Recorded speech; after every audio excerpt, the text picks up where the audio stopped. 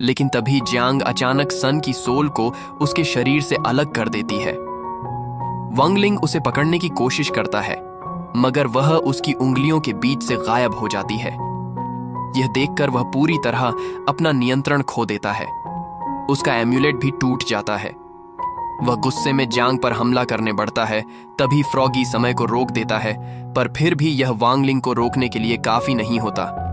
वह जियांग को पकड़कर मुक्का मारता है। जियांग कहती है, तो तुम ही थे जो सन को बचा रहे थे। अब इसका कोई मतलब नहीं, वो मर चुकी है। यह सुनकर वांगलिंग का गुस्सा और भड़क उठता है। वह लगातार उसे पीटता है, जमीन तक तोड़ देता है, फिर उसे आसमान में फेंककर पत्थरों से हमला करता है। आसपास जबरदस्त विस्फोट होता है।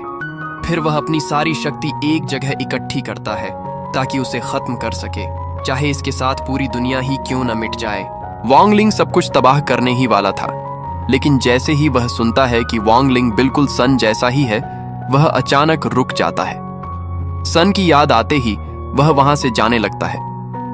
इसके बाद वांगलिंग अपनी शक्ति का इस्तेमाल करके सन को जिंदा करने की कोशिश करता है, लेकिन कुछ भी नहीं होता।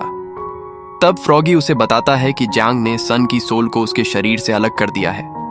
फ्रॉगी कहता है, उसका शरीर अभी गर्म है और वह सांस भी ले रही है, लेकिन पागल मत बनो, वह सच में मर चुकी है। तुम उसे वापस नहीं ला सकते। उसका शरीर इसलिए गर्म है क्योंकि मैंने समय को रोक दिया है। जैसे ही समय फिर से चलेगा, वह मर जाएगी। सन को वापस लाने के लिए वांगलिंग किसी भी हद तक जाने को तैयार है। वह अपनी पूरी ताकत तक बलि देने को तैयार है, बस सन फिर से जीवित हो जाए। तब फ्रॉगी कहता है, अगर तुम सच में चाहते हो तो तुम अपनी जिंदगी को फिर से शुरू कर सकते हो। अतीत को बदलकर भविष्य को बदल सकते हो। वांगलिंग अपनी सारी शक्तियों को इकट्ठा करके पास्ट को बदलने की कोशिश करता है ताकि फ्यूचर बदल सके। फ्रॉगी उसे चेतावनी देता है, भविष्य को बदलना प्रकृति के नियमों के खिलाफ है। इससे तुम अपनी सारी पावर्स भी खो सकते हो। इसके बाद फ्रॉगी और वांगलिंग आपस में मर्ज हो जाते हैं। फ्रॉगी उससे कहता है, मैं हजारों सालों से जिंदा हूं, लेकिन आज तुम्हारी वजह से मैं अपनी जान तक दांव पर लगा रहा हूं। जब वे अपनी पावर्स एक्टिवेट करते हैं, वांगलिंग खुद को एक नए टाइमलाइन में पाता है जहां वह पहली बार फिर से स्कूल जा रहा होता है। वहां कुछ बच्चे उसे परेशान करने लगते हैं, लेकिन इस बार सन की जगह चेन और हाओ उसे बचा लेते हैं। वांगलिंग पहले जैसे सन को पैसे देता था, वैसा ही वह इन दोनों को भी पैसे देने ही वाला होता है, लेकिन अचानक उसे एहसास होता है, मैं ऐसा कर भी क्यों रहा हूं। क्लास में उसे एक पल के लिए लगता है कि उसके सामने सन बैठी है, मगर ध्यान से देखने पर पता चलता है कि वह कोई दूसरी लड़की है। स्कूल से छुट्टी के बाद रास्ते में उसे दूर से सन रोंग दिखाई पड़ती है और वह तुरंत उस कार का पीछा करने लगता है, लेकिन नजदीक पहुंचने पर पता चलता है वो सन रोंग नहीं थी, बल्कि कोई और लड़की। वांगलिंग बिल्कुल वैसा ही जीवन जी रहा था जैसा वह हमेशा चाहता था, एक शांत और साधारण जिंदगी। लेकिन वांगलिंग की स्पेस पावर्स और फ्रॉगी की टाइम पावर्स के मिल जाने की वजह से उन्होंने एक नई दुनिया बना दी है, और यह नई दुनिया अब पुरानी दुनिया की हर चीज को अब्सॉर्ब कर रही है। इसकी वजह से पुरानी दुनिया के पूरी तरह तबाह होने का खतरा पैदा हो गया है। उधर अंडरवर्ल्ड में सन रोंग की सोल पहुंचती है। वहां इस दुनिया की नई मोनार्क बैठी होती है। वह सन रोंग को देखकर कहती है, क्या यह किसी महत्वपूर्ण व्यक्ति से जुड़ी हुई है? एक मिनट, कहीं ये मास्टर की तो नहीं? जैसे ही उसका डीएनए टेस्ट किया जाता है, 99% मैच निकलता है। ये देखकर वहां मौजूद सभी लोग घबरा जाते हैं। वे उसे समझाने लगते हैं, ये कुछ नहीं है, ये सब बस एक सपना है। थोड़ी देर बाद एक लड़की कहती है, यह मास्टर की डिसेंडेंट है। दूसरा व्यक्ति तुरंत बोल उठता है, जल्दी करो, वरना वह लड़का तीनों दुनियाओं को खत्म कर देगा। इसके बाद वे तुरंत सन रोंग की सोल वापस भेज देते हैं। सन रोंग को जिंदा देखकर सोर्ड स्पिरिट की आंखें हैरानी से फैल जाती हैं। वह सन रोंग को यहां जो कुछ हुआ सब बता देता है और कहता है, मास्टर इस बार बिल्कुल अलग तरह से व्यवहार कर रहे थे। उन्होंने तुम्हारे लिए पूरी तरह एक नई दुनिया रच दी है। अगर उन्हें जल्दी नहीं रोका गया तो यह दुनिया नष्ट हो जाएगी। वांगलिंग अपने दोस्तों के साथ उसी जगह खड़ा था जहां वह पहले सन रोंग के साथ डेट पर आया करता था। अचानक उसकी आंखों में आंसू आ जाते हैं। उसे खुद समझ नहीं आ रहा था कि यह दुख कहां से आ रहा है। बहरहाल सन तलवार लेकर वोंगलिंग की नई बनी दुनिया पर धावा बोल देती है।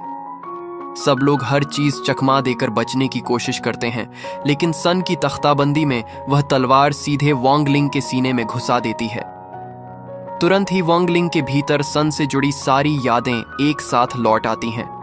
चेन कहता है, जाओ, वह तुम्हारा इंतजार कर रही है। उसी तरह सन वोंगलिंग को वहां से बाहर निकाल लेती है। समय फिर से पीछे मुड़ता है और वही लम्हा आता है जब जियांग असल रूप में प्रकट होने वाली थी। इस बार जैसे ही वह चेन पर टूटने आती है, वोंगलिंग उसे थप्पड़ मारकर नीचे पटक देता है और आखिरी ऑल्टर को कब्जे में ले लेता है। इस तरह फैक्स 60 की टीम जीत हासिल कर लेती है। उसी समय सन वहां पहुंचती है और वोंगलिंग से कुछ कहना चाहती है, पर तभी मीडिया आकर उसे घेरे लेती है और उसको परेशान करने लगती है। फ्लैशबैक में हम देखते हैं कि वोंगलिंग अपनी शक्तियों से दुनिया को फिर से ठीक नहीं कर पा रहा था। फ्रॉगी उसे बताता है, तुमने प्रकृति के नियमों के खिलाफ काम किया है, इसलिए सब कुछ पुराने नियमों से ठीक नहीं होगा। अगर तुम इस दुनिया को वापस लाना चाहते हो तो वही नियम जिसे हमने अपनी तलवार की चोटों से अलग कर दिया, उसी का इस्तेमाल करना पड़ेगा। उन हमलों की वजह से जो स्पेस और टाइम हमने बनाया था, वे अब अलग हो चुके हैं। इन्हीं का इस्तेमाल करके तुम टाइमलाइन को उलट सकते हो। फ्रॉगी कहता है कि यह सामान्य टाइम ट्रेवल नहीं होगा। अगर टाइमलाइन उलटी गई तो सूरोंग यहां जो कुछ हुआ है सब भूल जाएगी। लेकिन सन शांत आवाज में कहती है, मुझे इसकी बिल्कुल परवाह नहीं है। कम से कम हम दुनिया को बचा तो लेंगे, और चाहे मैं अपनी फीलिंग्स भूल भी जाऊं, दुनिया में मेरी मौजूदगी तो रहेगी। इसके बाद वोंगलिंग अपनी शक्ति का उपयोग करके टाइमलाइन को रिवर्स कर देता है। वहीं वर्तमान में वोंगलिंग के पिता उसके पास आते हैं। फ्रॉगी चेतावनी देता है, तुम जानते हो, अगर तुमने यह एम्यूलेट फिर से पहन लिया तो तुम्हारे सारे इमोशंस एक बार फिर सील हो जाएंगे और तुम्हारा सन रोंग के साथ रिश्ता आगे बढ़ ही नहीं पाएगा। वोंगलिंग हल्की मुस्कान के साथ कहता है, मेरी चाहत हमेशा से यही रही है, दुनिया में शांति हो। उसके पिता बिना देर किए उसके ऊपर वह एम्यूलेट लगा देते हैं और उसके भावनाएं फिर से बंद हो जाती हैं। और इसी के साथ भाग 1 समाप्त होता है। पार्ट 2 देखने के लिए चैनल को सब्सक्राइब कर देना और ऐसे और वीडियो के लिए लाइक करना मत भूलना।